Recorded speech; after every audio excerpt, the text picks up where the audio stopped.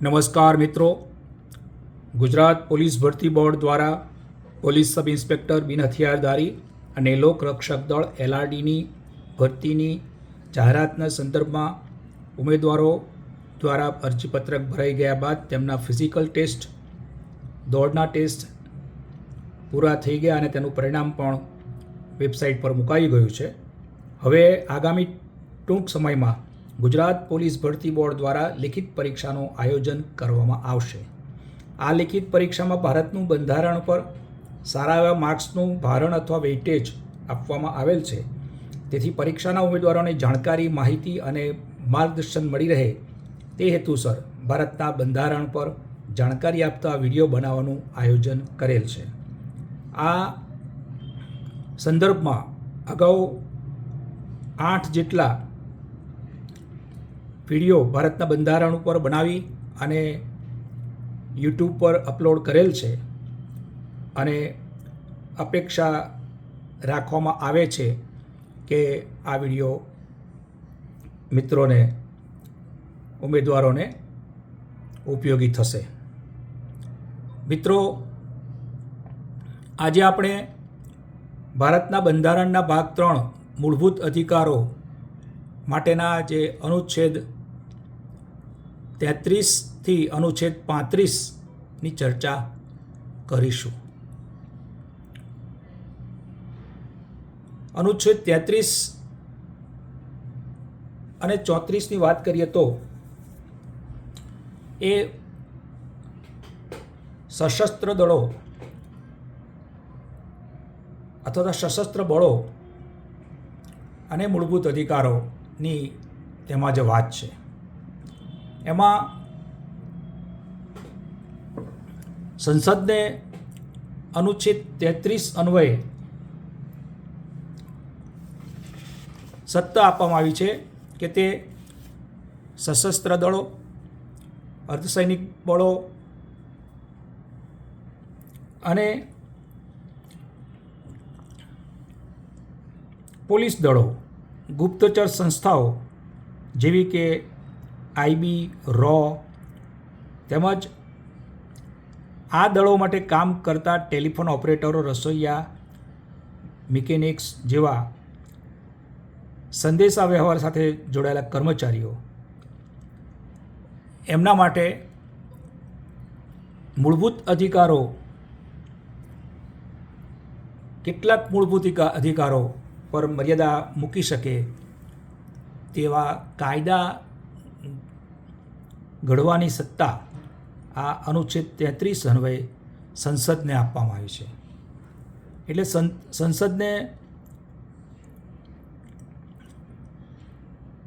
સત્તા આપવામાં આવી છે કે લશ્કરી દળો અને સુરક્ષા દળોના મૂળભૂત અધિકારો ઉપર તે મર્યાદા મૂકી શકે છે અથવા તેને નાબૂદ પણ કરી શકે છે.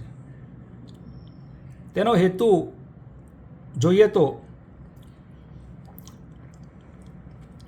એક તો લશ્કરી દળોમાં શિસ્ત જાળવી રાખવી અને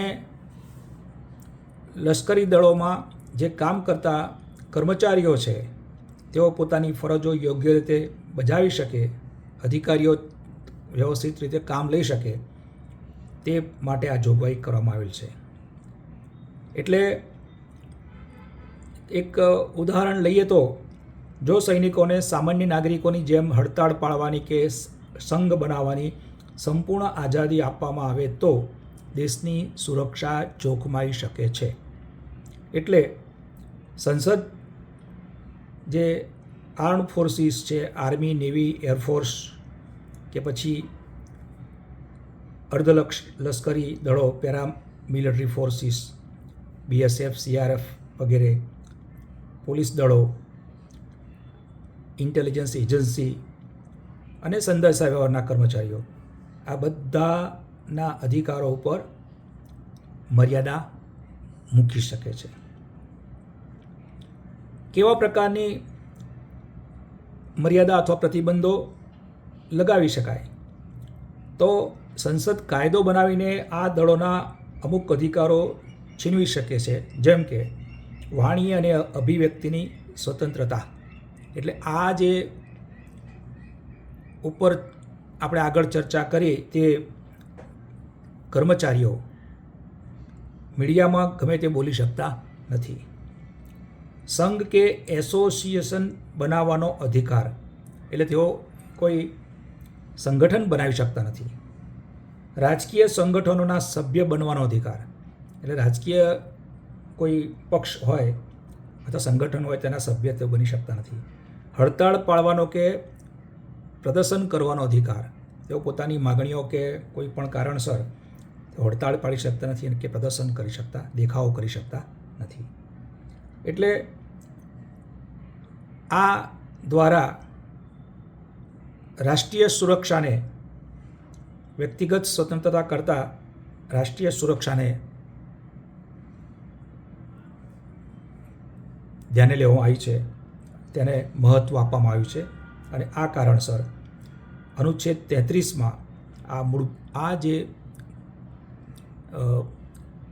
દળો છે, આપણા રાષ્ટ્રીય સુરક્ષા સાથે સંકળાયેલા, આંતરિક અને બાહ્ય સુરક્ષા સાથે સંકળાયેલા દળોના જે કર્મચારીઓ છે તેમના મૂળભૂત અધિકારો ઉપર, કેટલાક મૂળભૂત અધિકારો ઉપર મર્યાદા કે નિયંત્રણ રાખવા માટે આ અને પ્રતિબંધો મૂકી શકાય તે પ્રકારની સત્તા સંસદને સોંપવામાં આવી છે. અને આ સત્તા ફક્ત સંસદને જ આપવામાં આવી છે. એટલે આ પ્રકારના કાયદા બનાવવાની સત્તા માત્ર ભારતની સંસદ પાસે જ છે, રાજ્યની કોઈ વિધાનસભા પાસે નથી. અને આ જો કોઈ અનુચ્છેદ 33 અન્વયે કોઈ આવા પ્રકારના કાયદા અધિનિયમ જો સંસદ પસાર કરે છે તો તેને અદાલતમાં પડકારી શકાતું નથી. એટલે એમાં મૂળભૂત અધિકારોનું ઉલ્લંઘન થાય છે, એ પ્રકારે અદાલતમાં તેને પડકારી શકાતું નથી. લશ્કરી અદાલતો, કોર્ટ માર્શલની વાત આપણે સાંભળીએ છીએ, તો આ જે દળો છે એમાં લશ્કરી અદાલતો હોય છે, તો કોર્ટ માર્શલ હોય છે, અને તેમની ન્યાયિક પ્રણાલી, પ્રક્રિયા અલગ હોય છે, અને તેમને સુપ્રીમ કોર્ટ કે હાઈકોર્ટની રીટ સત્તામાંથી મુક્તિ આપવામાં આવી છે આ અનુચ્છેદ 33ના સંદર્ભમાં. અને સંસદે અત્યાર સુધીમાં આ અનુચ્છેદ 33નો ઉપયોગ કરીને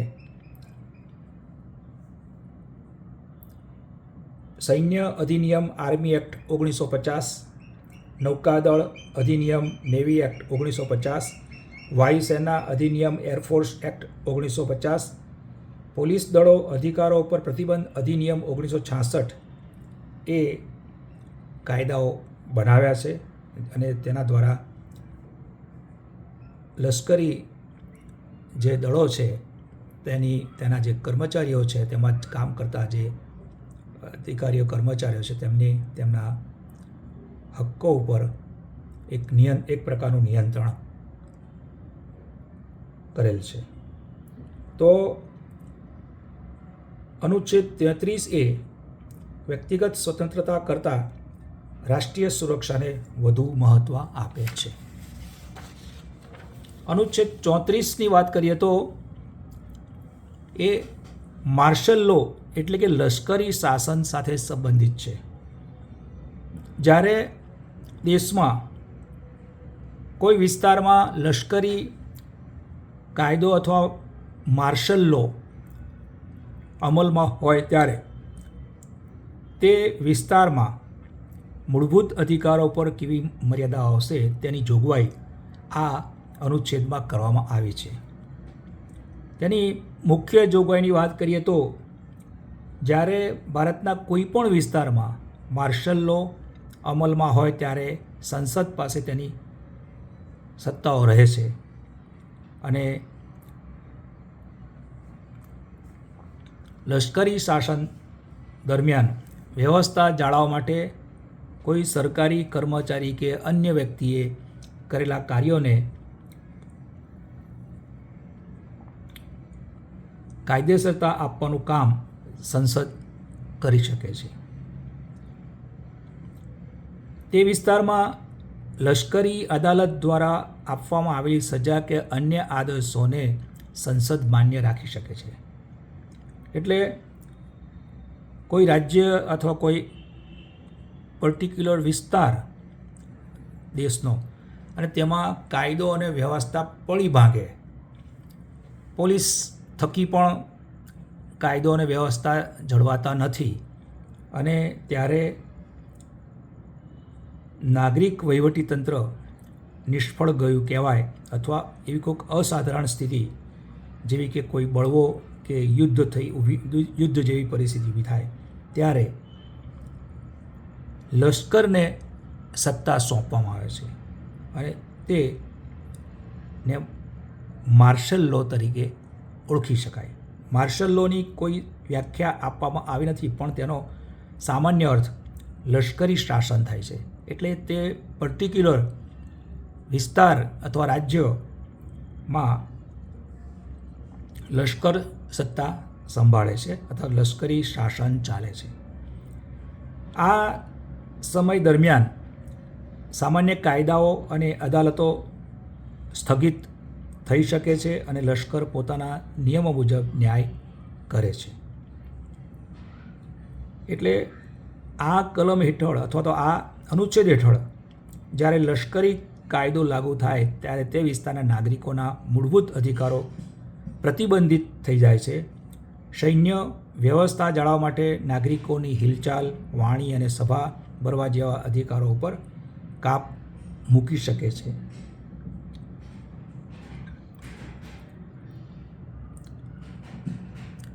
માર્શલ લો અને રાષ્ટ્રીય કટોકટી વચ્ચેનો જો કોઈ તફાવતની વાત કરીએ તો માર્શલ લો અનુચ્છેદ 34 અન્વયે લાગુ પડે છે, જ્યારે રાષ્ટ્રીય કટોકટી અનુચ્છેદ 352 અન્વયે લગાડવામાં આવે છે.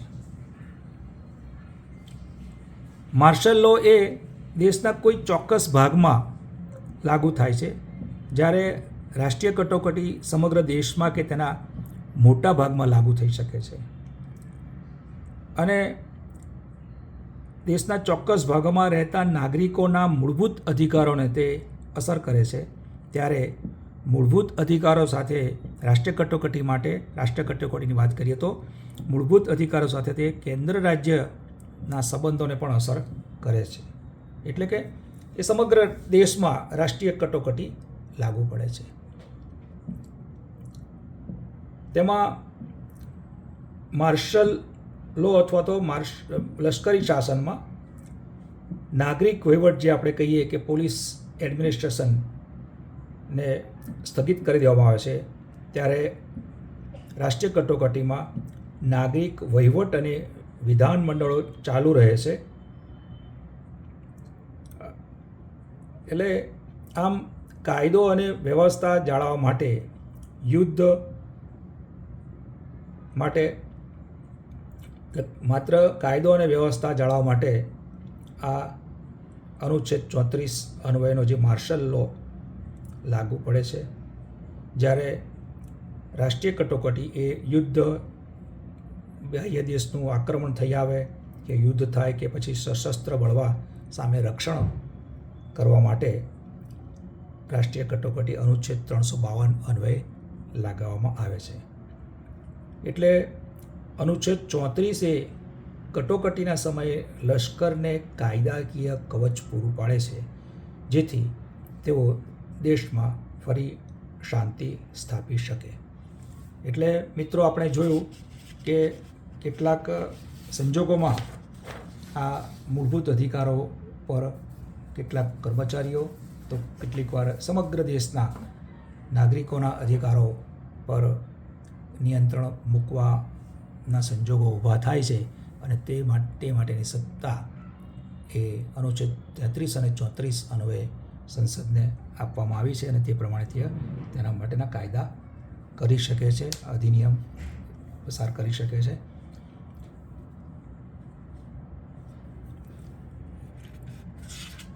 અનુચ્છેદ 35ની વાત કરીએ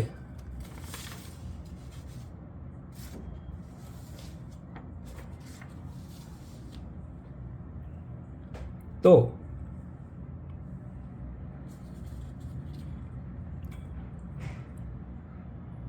એ મૂળભૂત અધિકારોની એ છેલ્લો અનુચ્છેદ છે અને એ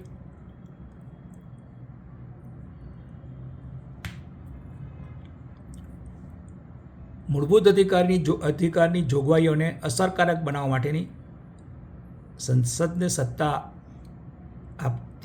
આપતો અનુચ્છેદ છે અને તે અનુચ્છેદ ખૂબ મહત્ત્વનો છે કારણ કે તે સુનિશ્ચિત કરે છે કે સમગ્ર ભારતમાં મૂળભૂત અધિકારો અને તેના ભંગ બદલ થતી સજા એક સમાન હોય અને તેના માટેની જે કંઈ સત્તા કે નિયમો બનાવવાની જે સત્તા જે કહીએ તે માત્ર ને માત્ર સંસદને જ આપવામાં આવી છે અને આ સ્પષ્ટ કરે છે કે મૂળભૂત અધિકારોને અમલમાં લાવવા માટે ચોક્કસ કાયદા બનાવવાની સત્તા માત્ર ભારતની સંસદ પાર્લામેન્ટ પાસે જ છે, રાજ્યની વિધાનસભા પાસે નથી. મૂળભૂત અધિકારોનું સ્વરૂપ અને તેના ભંગ બદલ મળતી સજા દરેક રાજ્યમાં અલગ અલગ ન હોય પણ આખા દેશમાં એક સરખી રહે તે આનો મુખ્ય હેતુ છે. સંસદ અનુચ્છેદ 35 હેઠળ આપણે જોઈએ તો અનુચ્છેદ 16માં ઉલ્લેખિત કોઈ રાજ્ય કે કેન્દ્ર શાસિત પ્રદેશમાં નોકરી માટે રહેઠાણની શરત નક્કી કરવાની પણ આમાં સત્તા અથવા કાયદા બનાવી શકે છે એની સત્તા પણ છે. અનુચ્છેદ 32માં સર્વોચ્ચ અદાલત અને વડી અદાલતને આપણે જાણીએ છીએ કે તેમાં રીટ બહાર પાડવાની સત્તા છે. તો સર્વોચ્ચ અદાલત અને વડી અદાલત સિવાયની અન્ય અદાલતોને પણ રીટ બહાર પાડવાની સત્તા આપવાનો કાયદો એ સંસદ બનાવી શકે છે. એ અનુચ્છેદ 35માં આ સત્તા આપવામાં આવી છે. અનુચ્છેદ 33માં આપણે જોયું સશસ્ત્ર દળો, પોલીસ વગેરેના મૂળભૂત અધિકારો પર પ્રતિબંધ મૂકવો તો એ માટેની સત્તા પણ સંસદને સોંપવામાં આવેલી છે. એટલે અનુચ્છેદ 35 અન્વયે આ સત્તા તેને મળે છે. તો અનુચ્છેદ 34 અન્વયે લશ્કરી શાસન દરમિયાન કરવામાં આવેલા કાર્યોને કાયદેસરતા આપવી. પછી મૂળભૂત અધિકારોના કોઈ હેઠળ જે કાર્યોને ગુનાહ ગણવામાં આવે છે, ગુનાહ જાહેર કરવામાં આવે છે, તેની માટે સજા નક્કી કરવાનો અધિકાર પણ સંસદ પાસે જ છે. અસ્પૃશ્યતા નિવારણ અનુચ્છેદ 17 એમાં પણ સંસદે અસ્પૃશ્યતા ગુના અધિનિયમ 1955 હવે સિવિલ રાઇટ્સ પ્રોટેક્શન એક્ટ બનાવ્યો છે. એવી જ રીતે માનવ વેપાર વેટ પ્રથાની અનુચ્છેદ 23માં જે વાત છે એમાં વેટ પ્રથાની વિરુદ્ધમાં સજા નક્કી કરતા કાયદા પણ સંસદે બનાવ્યા જ છે. એટલે જ્યાં સુધી સંસદ કોઈ જૂના કાયદાઓ અમલમાં હોય, બંધારણના અમલ પહેલાંના મૂળભૂત અધિકારોને લગતા, તો તે ત્યાં સુધી અમલમાં રહેશે જ્યાં સુધી અનુચ્છેદ 35 મુજબ એ કાયદાઓમાં કોઈ ફેરફાર કરતો કે તેને રદ કરતો કાયદો સંસદ ન કરે. તો આર્ટિકલ અથવા તો અનુચ્છેદ 35ની વાત કરીએ તો તેની સત્તા માત્ર ને માત્ર કેન્દ્રીય સંસદ પાસે છે અને ઉદ્દેશ્યની વાત કરીએ તો દેશભરમાં મૂળભૂત અધિકારોમાં એકરૂપતા જળવાય અને તે માટેના જે કંઈ સજા કે બીજા કોઈ પણ બાબતો હોય તેમાં એકરૂપતા રહે, યુનિફોર્મિટી જળવાય, તે ઉદ્દેશ છે. આમ આપણે છેલ્લા 4 વિડીયોમાં ભારતના બંધારણના ભાગ 3માં જોગવાઈ કરેલ મૂળભૂત અધિકારોના અનુચ્છેદ 12થી તે 35 સુધીની ચર્ચા કરી અને આજના વિડીયોમાં આપણે અનુચ્છેદ 33, 34, 35ની ચર્ચા કરી છે. તો અત્રે મૂળભૂત અધિકારો અંગેની સમગ્ર ચર્ચા અત્રેના આ વિડીયો દ્વારા પૂરી થાય છે. હવે પછીના વિડીયોમાં આપણે અન્ય બાબતોની ચર્ચા કરીશું. મૂળભૂત અધિકારો રાજ્યોની સત્તા સામે નાગરિકોને રક્ષણ આપે છે અને લોકશાહીનો પાયો મજબૂત કરે છે. અને એ અન્વયે ભારતના નાગરિકોને લિખિતમાં ભાગ 3માં આ બધી જોગવાઈ આપવામાં આવી છે. તો અને તે અન્વયે વ્યક્તિની ગરિમા જાળવવી, સરમુખત્યારશાહી અટકાવવી અને સરકાર એવો કોઈ પણ કાયદો ન બનાવે કે જેથી નાગરિકોની આઝાદી છીનવાઈ જાય. અને આ અધિકારો રાજ્યની સત્તા સામે નાગરિકોનું એક રક્ષણ કવચ છે.